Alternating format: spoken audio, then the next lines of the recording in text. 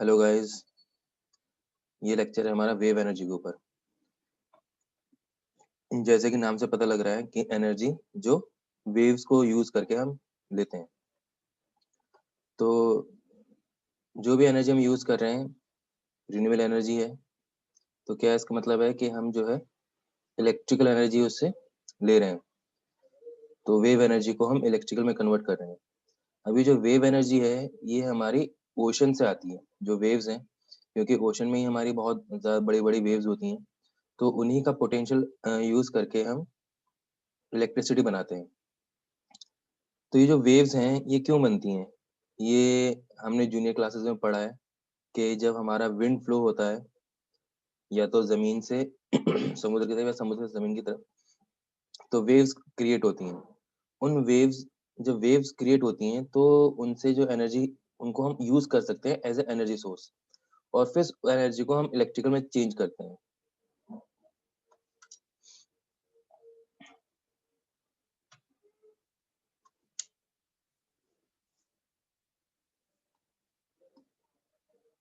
Wave energy, waves are caused by the transfer of energy from surface winds to the sea. The rate of energy transfer depends upon the wind speed and the distance over which it interacts with water.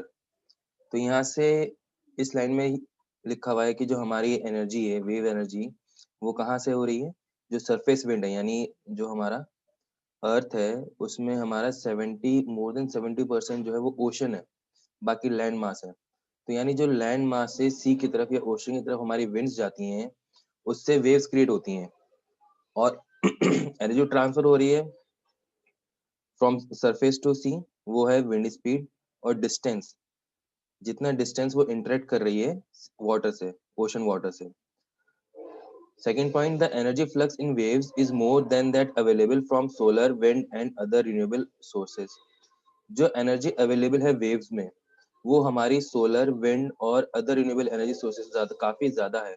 और ocean जो है हमारा abundant source of energy है।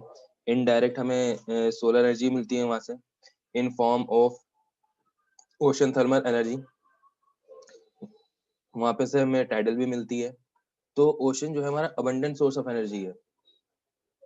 The power in the waves is directly proportional to the square of its amplitude and to the period of motion. यानी waves जो हमारी move कर रही हैं जितना ज्यादा उसका एम्पलीट्यूड होगा, और पीरियड ऑफ मोशन, पीरियड वही हमारा टाइम पीरियड कि वो कैसे साइकिल उसकी मूव हो रही है। The energy stored is dissipated through friction at shore and turbulence at rates depending on characteristics of wave and water depth. यानी दो चीज के ऊपर डिपेंड करता है, किसके ऊपर? एक तो वेव की कैरेक्टरिस्टिक कैसी है और डेप्थ कितनी है वाटर की। Larger waves in deep sea lose energy quite slow and can effectively store it for many days and transmit it over great distances. ये हमारी है इक्वेशन है पावर इन वेव्स कि जो हमारी पावर है वेव्स में वो किस तरीके से आती है। ये हमारी पावर, रो जो गिवन है हमारा वो है डेंसिटी ऑफ सी वाटर, जी हमारी ग्रेविटी है, ए जो है हमारा एम्पलीट्यूड है, टी हमारा टाइम पीरियड है। तो ये हमारा एक्सपेंशन वो सॉरी एक्सप्रेशन है पावर का कि हमारी जो वेव से पावर मिलती है वो किस उसका फॉर्मूला क्या है। तो यहाँ पे हमने एक पॉइंट पढ़ा था पीछे कि जो पावर है वो डायरेक्टली प्रोपोर्शनल है तो square of the amplitude of the wave, ये ए स्क्वायर, और direct proportional to time period. ठीक है, तो ये हमारा एक वेव सरफेस है जो वेव शो कर रखी है कि वेव्स हमारी कैसे चेंज होती है।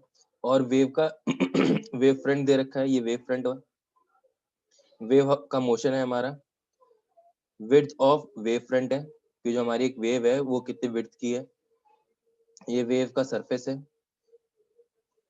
जो हमारा रिप्रेजेंट होता है h is equal to a sine k x. ये हमारा लेमडा है, इसकी wavelength, lambda is wavelength of wave in metres. Time जो है हमारा वो सेकंड में है, पीरियड, और टी स्मॉल टी ये भी हमारा सेकंड में है, और एम्पलीट्यूड हमारा मीटर में है।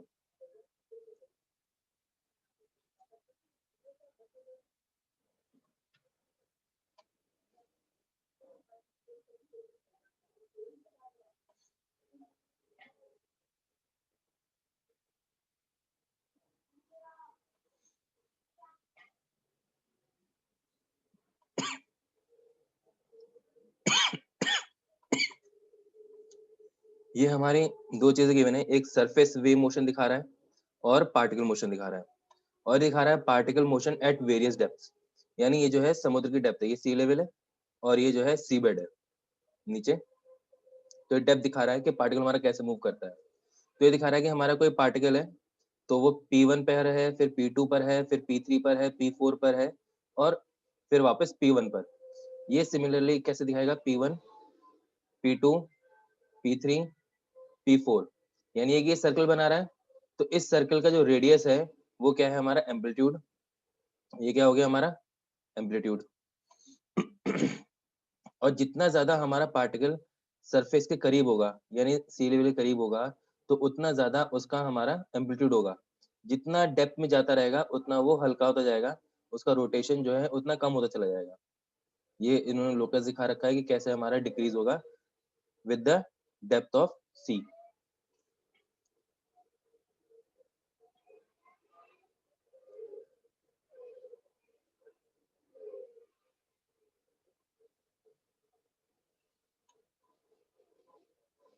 Wave energy technology.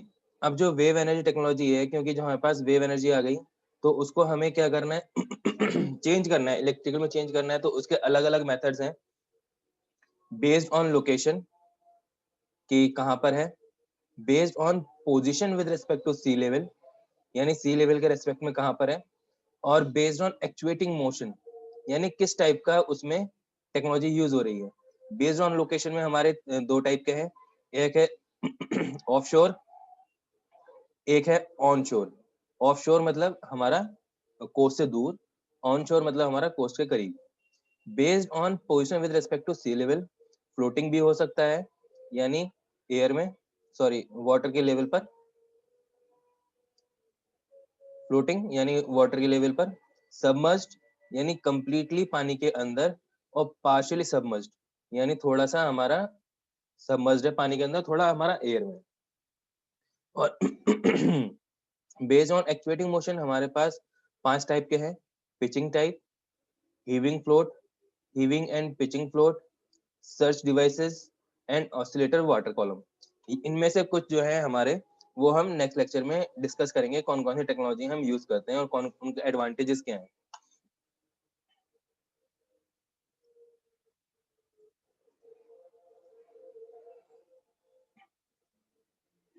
एडवांटेजेस, जो हमारी एडवांटेज है वेव की, वो क्या है।